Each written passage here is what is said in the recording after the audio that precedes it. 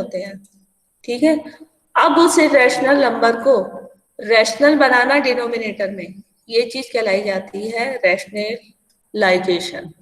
अब रैशनलाइजेशन कैसे करते हैं, मीन्स और इरेशनल नंबर को हम रैशनल कैसे बनाते हैं, हम रैशनलाइजिंग फैक्टर से मल्टीप्लाई करके उसको रैशनल बनाते हैं, ठीक है। रैशनलाइजिंग फैक्टर मैंने कल बताया था, बताया था या नहीं बताया था, ये बताइए।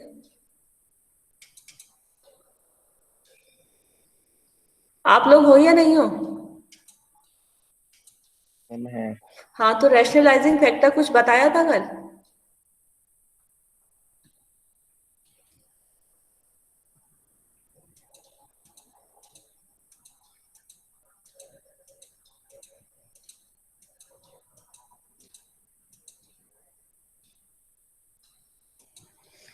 Today's date is 16/4/2021.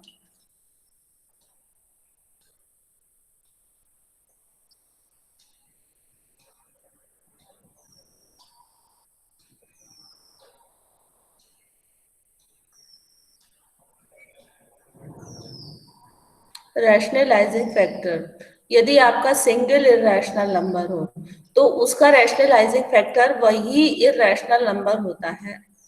यदि वो रैशनल नंबर लोएस्ट फॉर्म में है, लोएस्ट फॉर्म का मतलब आप रूट के अंदर जो नंबर है उसे तोड़ नहीं सकते, तो ये नंबर आपका हो जाता है √2। सेम इरेशनल नंबर, उसका रैशनलाइजिंग फैक्टर हो जाता है।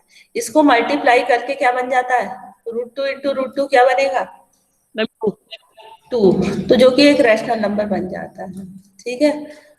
अब एक एग्जाम्पल मैंने दिया था √50 का, तो इसका रैशनलाइजिंग फैक्टर 50 को लोएस्ट फॉर्म में कन्वर्ट करने के बाद आएगा। लोएस्ट फॉर्म का मतलब आप 50 को तोड़ सकते हो, 50 को आप तोड़ोगे तो कितना आ जाएगा, 5 इंटू 5 इंटू 2, ये आएगा 5 5 जा 25, 2 जा 50। अब जो पेयर में होते हैं उसका स्क्वायर रूट एक फैक्टर होगा और स्क्वायर रूट के बाहर आ जाएगा वो एक फैक्टर, तो 5√2, तो लोएस्ट फॉर्म में जो इरेशनल नंबर आया √2 वही उसका रैशनलाइजिंग फैक्टर हो जाएगा √2, जिसका आंसर क्या बन जाएगा, 5 √2 इंटू √2, 2 10 बन जाएगा। बस समझ में आ रही है नहीं आ रही है? तीसरा, यदि आपका इरेशनल नंबर दो नंबर के सम में हो, √3 प्लस √2, तो इसका जो रैशनलाइजिंग फैक्टर होता है वो होता है कि दोनों नंबर की जो इरेशनल नंबर होते हैं वो सेम होते हैं। फर्स्ट और सेकंड प्लेस पे जो नंबर सेम होते हैं, सिर्फ उनका बीच का साइन चेंज होता है, ये होता है रैशनलाइजिंग फैक्टर दो नंबर के सम या माइनस का। जैसे √3 प्लस √2, इसको मल्टीप्लाई करेंगे √3 माइनस √2 से, तो ये आपका रैशनल बन जाएगा। कैसे बनेगा, इसको प्रोडक्ट करेंगे तो इसका आंसर निकालेंगे तो कितना आएगा, कोई बच्चा बता सकता है कैसे निकालेंगे? Ma'am a² minus b², a² minus b² that is √3² minus √2², कितना आएगा ma'am √3? 3 minus 2 is equal to 1। Ma'am 1 answer. तो ये रैशनल बन गया।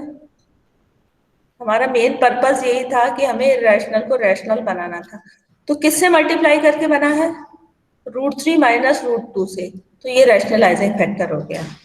इसमें रैशनलाइजिंग फैक्टर ये हो गया, ठीक है। यदि इस तरह का हो इरेशनल नंबर, इस तरह का हो माइनस वाला, तो इसका रैशनलाइजिंग फैक्टर क्या होगा, कोई बच्चा बता सकता है? दोनों नंबर सेम होंगे, मैम √3 प्लस √2। फिर बीच का साइन चेंज हो जाता है। दो नंबर के प्लस माइनस फॉर्म में रैशनल नंबर हो तो सिर्फ बीच का साइन चेंज हो जाता है, बाकी कुछ चेंज नहीं होता है।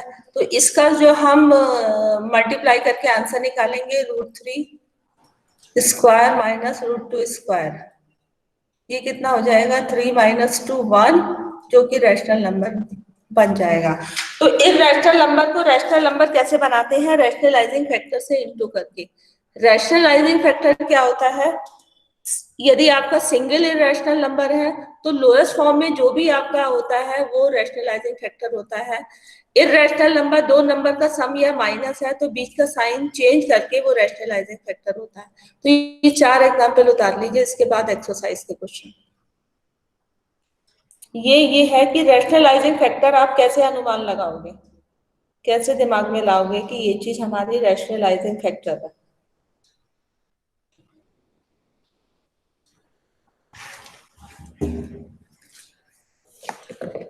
धीरे धीरे आइडिया हो जाएगा।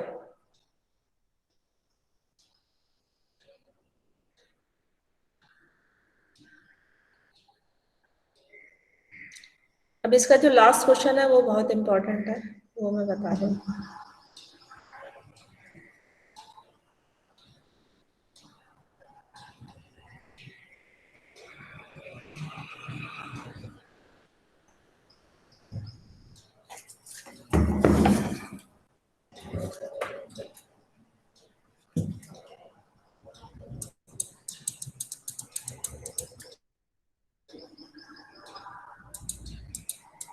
उतार लिया था ये 4 एग्जाम्पल।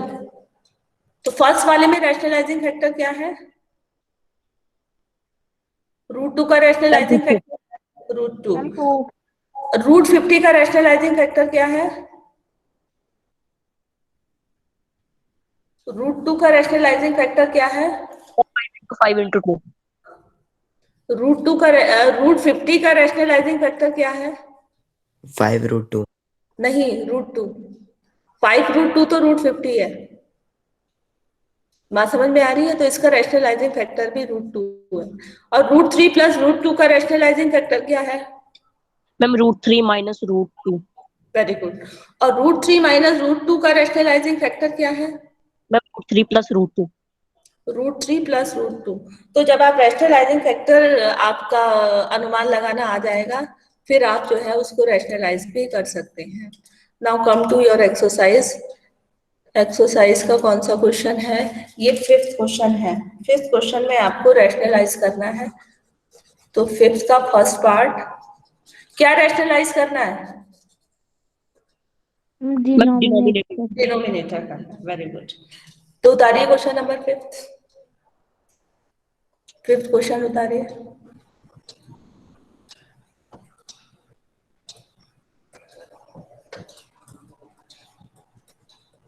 क्या इसका डिनोमिनेटर रैशनल है?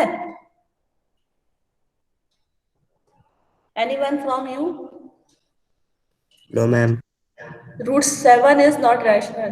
तो हमें इसको रैशनल बनाना है, तो किससे मल्टीप्लाई करके बनाएंगे? √7 को किससे मल्टीप्लाई करेंगे कि रैशनल बन जाए? मैम √7 से। √7 से, क्योंकि 7 टूटता ही नहीं।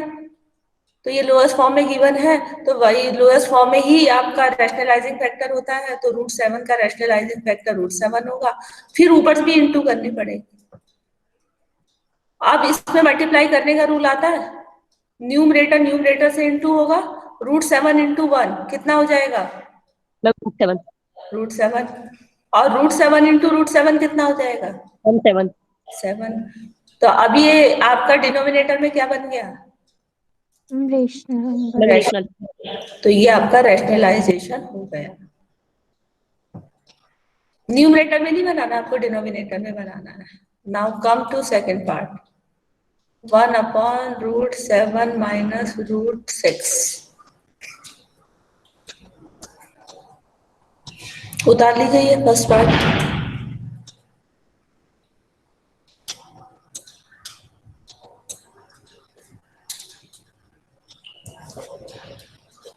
तो किसको देख के रैशनलाइजिंग फैक्टर सोचोगे आप? मैम डिनोमिनेटर को देख के। डिनोमिनेटर को। तो multiply numerator and denominator bye rationalizing factor. And what is the rationalizing factor of √7 minus √6? Ma'am √7 plus √6। Very good.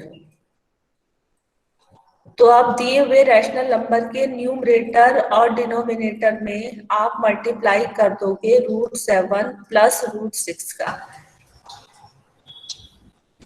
तो न्यूमरेटर में भी इंटू करोगे। ऐसा इसलिए कर रहे हो कि हमेशा डिनोमिनेटर में आइडेंटिटी बन जाए ए स्क्वायर माइनस बी स्क्वायर। तो ये कितना हो जाएगा, √7 प्लस √6, 1 से इंटू करोगे तो वही रहेगा। अब डिनोमिनेटर में मल्टीप्लाई करोगे तो क्या बनेगा? मैम √7 का स्क्वायर माइनस √6 का स्क्वायर। √7 square minus √6 square. हाँ, तो ये हो जाएगा √7 प्लस √6। √7 का स्क्वायर कितना होगा? मैम 7। स्क्वायर से रूट कट जाता है। और √6 का स्क्वायर? 6। तो ये हो जाएगा √7 प्लस √6 अपॉन 1। तो नीचे आपका रैशनल बन गया। उतार लीजिए। कोई नया बच्चा आया है? एक तो राम कुमार आया है, और कौन आया है? मैम अभिजीत। अबीर आया है, और कौन आया है? प्रियांशी सेमवा, राम कुमार आया है, अबीर आया है, और मनीषा की तो पहले। अभिजीत आया है, और कौन आया है? और कौन आया है? किसकी? प्रयाना की तो शुरू में लग गई थी। जो चेतन आया है, और कौन आया है? आदर्श राज आया है आज? Yes ma'am. ठीक है। तो आपको रैशनलाइजिंग फैक्टर से न्यूमरेटर और डिनोमिनेटर में मल्टीप्लाई करके डिनोमिनेटर रैशनलाइज हो जाता है। कहने का मतलब है रैशनल बन जाता है। Now second third part, 1/√5। ये क्वेश्चन जरूर आता है, ठीक है। तो इसके न्यूमरेटर और डिनोमिनेटर में किससे इंटू करेंगे? Ma'am √5 minus 2। Yes, √5 2 minus √2। Rationalising factor से multiply numerator and denominator by rationalising factor of denominator, जो कि कितना होगा, √5 माइनस √2। तो ये जो आपका गिवन क्वेश्चन था उसके न्यूमरेटर और डिनोमिनेटर में मल्टीप्लाई कर दोगे √5 माइनस √2 से। अब ये 2 नंबर का प्लस माइनस है, इसको ब्रैकेट में लिखेंगे। यदि इर्रेशनल नंबर, 2 इर्रेशनल नंबर का प्लस माइनस है, उसे आप ब्रैकेट में लिखोगे। अब न्यूमरेटर में कितना आएगा? Ma'am √5 minus √2। और डिनोमिनेटर में कितना आएगा? मैम √5 का square minus √5 square minus √2 square. √5 square minus √2 square.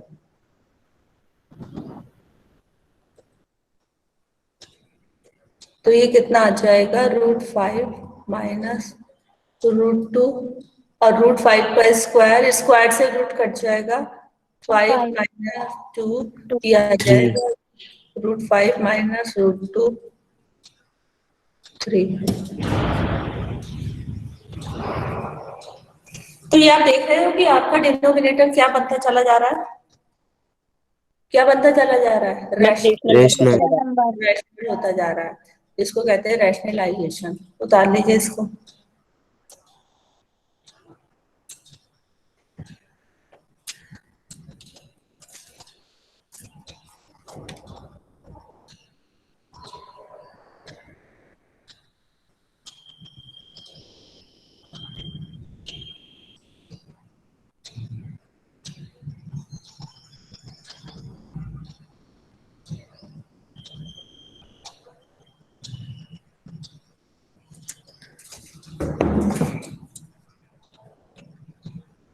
उतार लिया आप लोगों ने? Yes ma'am. अच्छा, उतारिए। मयंक भी आया है? Yes ma'am. अच्छा, तो आप बता नहीं रहे। कनिष्क आया है? नहीं आया। मानसी नहीं आई। वली खान है? नहीं है। मैम थोड़ा नीचे कर दो। आयशा है? आयशा?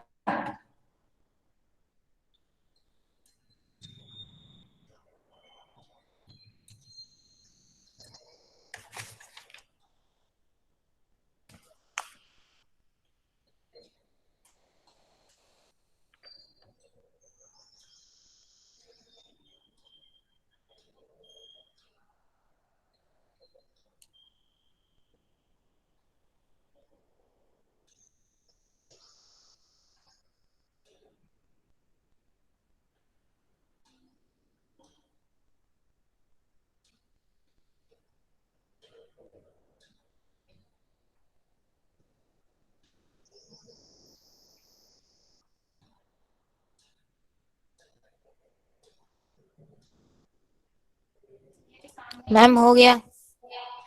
अच्छा, अब आप ये बताइए, क्या आप फोर्थ पार्ट खुद कर सकते हैं?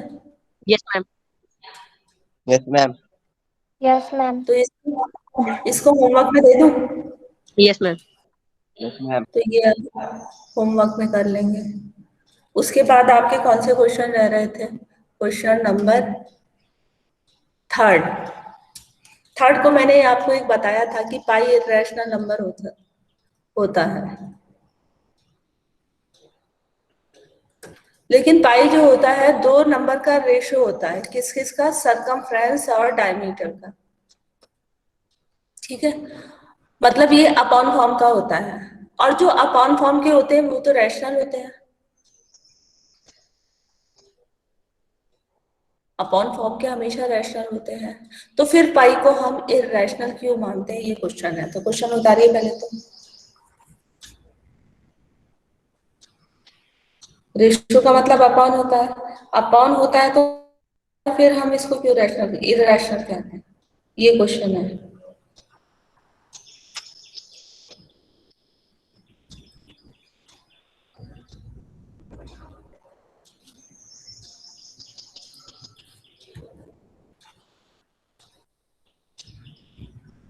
आपको पता है कि जो पाई होता है सरकमफ्रेंस और डायमीटर का रेशियो होता है? ये चीज पता है या नहीं पता? पता है। पता है। तो ये अपॉन फॉर्म में होता है तो रैशनल होना चाहिए, लेकिन हम तो कहते हैं कि पाई जो है वो इरैशनल है। उतार लिया क्वेश्चन?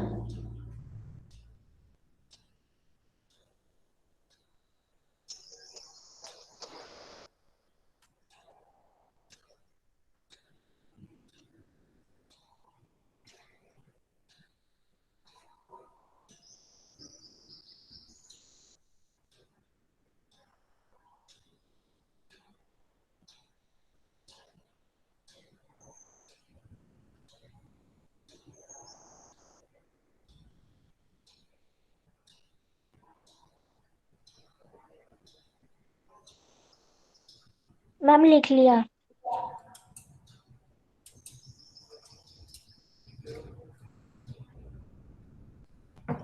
ठीक है, your pi is C upon D.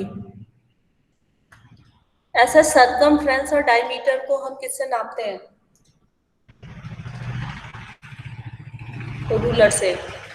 और कोई भी लाइन यदि हम नाप रहे हैं तो बिल्कुल एग्जैक्ट उसी लेंथ की होगी, वो नहीं पता, हम तो राउंड कर लेते हैं। मान लिया ये आपका स्केल जो होता है वो कहाँ तक नापता है? मिलीमीटर तक नापता है, उससे आगे तो नाप नहीं सकता। तो यदि हमारा छोटा सा बच भी रहा हो तो भी हम कह देंगे कि ये हमारा 3.5 है, क्योंकि हमारा स्केल 0.5 से तो ज्यादा नाप ही नहीं सकता। बात समझ में आ रही है या नहीं आ रही है? कोई भी लेंथ यदि हम नापते हैं, है ना, तो हम अकॉर्डिंग टू अपना जो हमारा मेजरिंग चीज होती है, जैसे रूलर हो गया या मेजरिंग टेप हो गया, उसके अकॉर्डिंग नाप लेते हैं। जितना लेंथ वो नाप सकती है उसको हम अप्रोक्सीमेट में ही नापते हैं। जैसे रूलर है वो इस 3.5 से ज्यादा नापेगा ही नहीं, उससे आगे की लेंथ वो नाप ही नहीं सकता। तो हो सकता है कि सरकमफ्रेंस या डायमीटर में से कोई जो है डेफिनेट लेंथ से आगे चलता हो, मीन सी या डी में से कोई इरेशनल हो, लेकिन वो हम उसको नाप नहीं सकते, इसीलिए पाई जो है इरेशनल हो जाता है। लिखेंगे हम वही सी अपॉन डी। तो इसको हम इसका आंसर लिखेंगे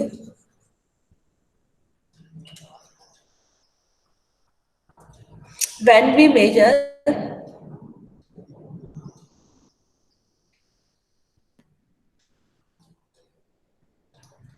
C and D by measuring scale,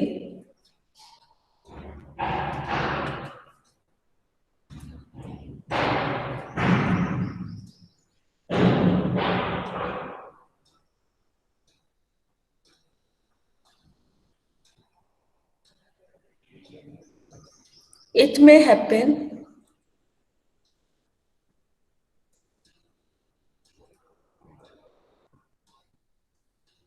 that either C or D may be irrational,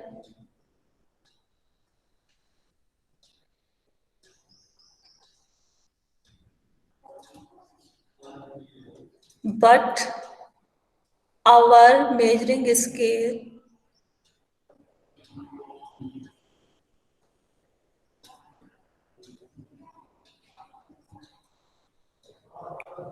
failed to do the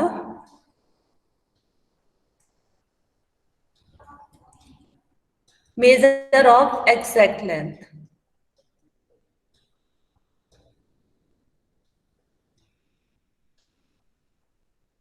मान लिया किसी की लेंथ ये भी हो, लेकिन हमारा रूलर उसको 1.5 ही नापेगा, तो इर्रेशनल नंबर हो, लेकिन जो मेजरिंग चीज है वो अपने हिसाब से नापती है कि वो छोटे से छोटा कितना नाप सकती है। मे बी सी और डी में से कोई रैशनल नंबर हो और हम जो है उसको नहीं नाप पा रहे अपने मेजरिंग स्केल से, so therefore pi is a rational number.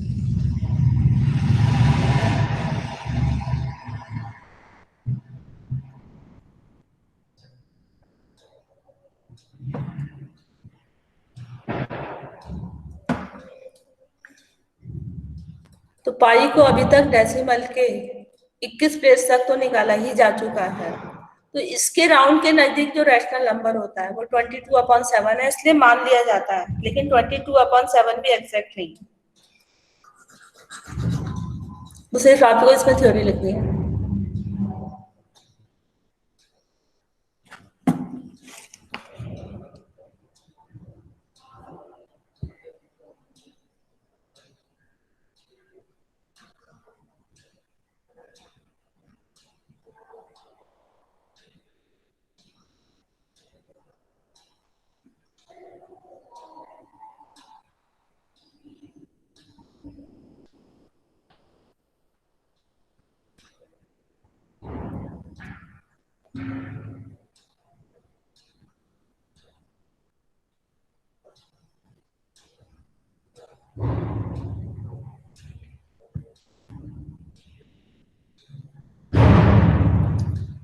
इसको उतार लीजिए।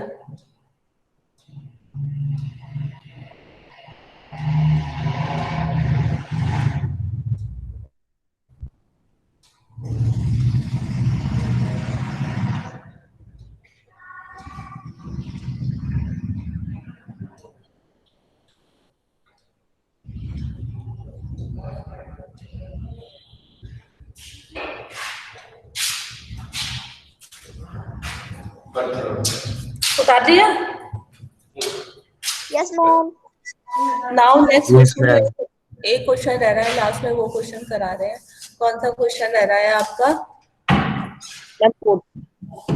फोर्थ क्वेश्चन उतारिए। Represent root 9.3 on number line. बहुत इंपॉर्टेंट क्वेश्चन, जैसे रूट 5 वाला बहुत इंपॉर्टेंट था, ये भी बहुत इंपॉर्टेंट है। Represent root 9.3 on number line.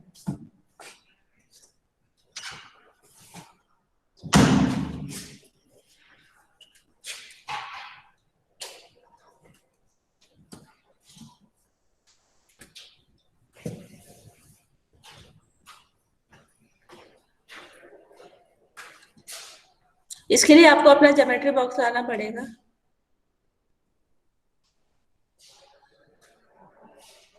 Your question is represent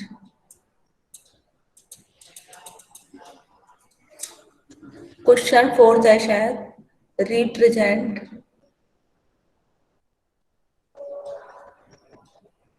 root 9.3 on number line.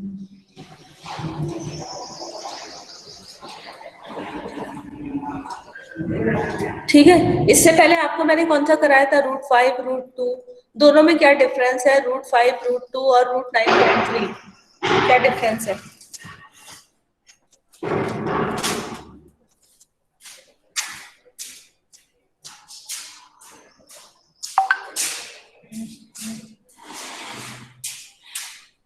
कोई बच्चा बताए रूट 5 और रूट 9.3 में क्या डिफरेंस है? Anyone from you? आपको कुछ दिखाई दे रहा है डिफरेंस √5 और √9.3 में? कोई बच्चा बताए आपको √5 और मैम √9 √5 इरेशनल है और √9.3 ये भी इरेशनल है। दोनों में डिफरेंस ये है कि 9.3 में डेसिमल है और इसमें डेसिमल नहीं है। इसमें भी है 5.0, इसमें भी है, ठीक है। इसलिए √5.0 और इसको एक मेथड से भी कर सकते हैं, ठीक है। थोड़ा डिफरेंस है। √5 को मैंने किस मेथड से बताया था कि मैं राइट ट्रायंगल बना लेती थी और हाइपोटेन्यूज में मुझे √5 मिल जाता था। अब ये जो मैं मेथड बता रही हूँ, मैं राइट ट्रायंगल वाले मेथड से नहीं बता रही, ये कुछ डिफरेंट मेथड है, ठीक है। इससे √5 भी रिप्रेजेंट हो जाएगा। इसमें सबसे पहले मैं क्या करूंगी, जो रूट के अंदर नंबर लिखा हुआ है, क्या लिखा हुआ है रूट के अंदर नंबर? मैम 9.3। 9.3 को मैं इस रूलर से नाप के बना लूंगी। 9.3 को बना लूंगी रूलर से नाप के।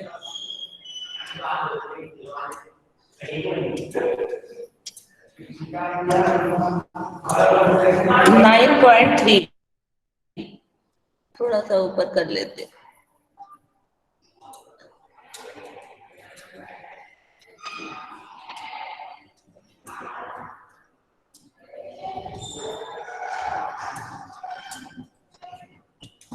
आप भी अपने घर उससे रूलर ले लीजिए और 9.3 बना लीजिए।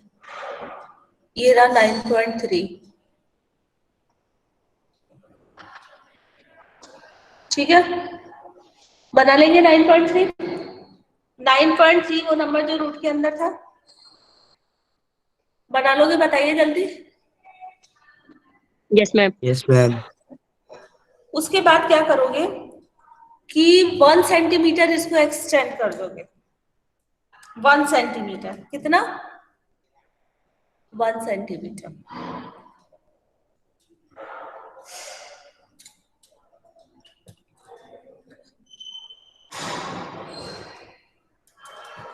तो 9.3 के आगे 1 सेंटीमीटर और बढ़ा दीजिए, तो ये कितना हो जाएगा टोटल? 9.3 प्लस 1, 9.3 प्लस 1 कितना हो जाएगा? मैम 9.4। मैं 10.3। 10.3। तो ये आपकी लाइन खींच लोगे ए, जहां पे 9.3 खत्म हुई है उसे मैंने ओ लिया है, तो ये AO आपका कितना है? 9.3। और AB कितना है आपका? 10.3। इज इट क्लियर और नॉट? जो 9.3 था इसको 1 सेंटीमीटर बढ़ा दिया। अब जो AB आया है, क्या आया है AB? इसका मिड पॉइंट मुझे सर्च करना है। मिड पॉइंट मुझे कंपास से ही सर्च करना है, मुझे इसको अरिथमेटिक कैलकुलेशन से मिड पॉइंट सर्च नहीं करना है। तो मिड पॉइंट सर्च किससे करते हैं कि किसी दी हुई लाइन का आप परपेंडिकुलर बाइसेक्टर ड्रॉ करते हो, तो ये परपेंडिकुलर बाइसेक्टर लाइन के मिड पॉइंट पे आता है। तो मैं AB लाइन का परपेंडिकुलर बाइसेक्टर ड्रॉ करूंगी। इसके लिए मैं क्या लूंगी? कंपास लूंगी। परपेंडिकुलर बाइसेक्टर किसी को पता है कैसे ड्रॉ करते हैं? AB लाइन का पहले मैं B से आर्क लगाऊंगी, एंड पॉइंट से आर्क लगाती हूँ लाइन के। तो मुझे क्या करना है? AB लाइन का क्या करना है? AB लाइन का मिड पॉइंट ढूंढना है, ठीक है। मिड पॉइंट में ढूंढना है और उसके बाद जो है मुझे मिड पॉइंट ढूंढने के लिए परपेंडिकुलर बाइसेक्टर ड्रॉ करना पड़ेगा। परपेंडिकुलर बाइसेक्टर लाइन सेगमेंट के एंड पॉइंट से आर्क लगाए जाते हैं, रेडियस लेते हैं आधे से ज्यादा। देख लीजिए ये आधे से ज्यादा है या नहीं है, बताइए। आपको दिखाई दे रहा यस है? मैम। ठीक है। मैम। तो लाइन के एंड पॉइंट हो जाएंगे A और B। तो मैं A से आर्क लगाऊंगी, B से आर्क लगाऊंगी, रेडियस लूंगी लाइन के आधे से ज्यादा और लाइन के ऊपर नीचे दोनों साइड में आर्क लगाऊंगी। तो ये जो लाइन मिलेगी वो मुझे AB के मिड पॉइंट पे कटेगी वो लाइन। तो इसको मैं आर्क लगा लेती हूँ। चलो 2-4 मिनट के लिए ना क्लास थोड़ा सा वो करनी पड़ेगी तुम्हें, क्योंकि ये अर्जेंट अभी जाना है मैं। ठीक है, अभी बेटा रुक जाओ, या ये मैं कल बता दूंगी। और ये जो है आपको होमवर्क में दिया है ना, तो वो आप कर लेना, ठीक है। अभी मुझे काम आ गया है। बात समझ में आ रही है नहीं आ रही है? तो ये चीज मैं कल। Yes ma'am. हाँ, Yes, ma'am. That's all for today. Okay ma'am. Thank you ma'am. बीच में थैंक यू। ठीक।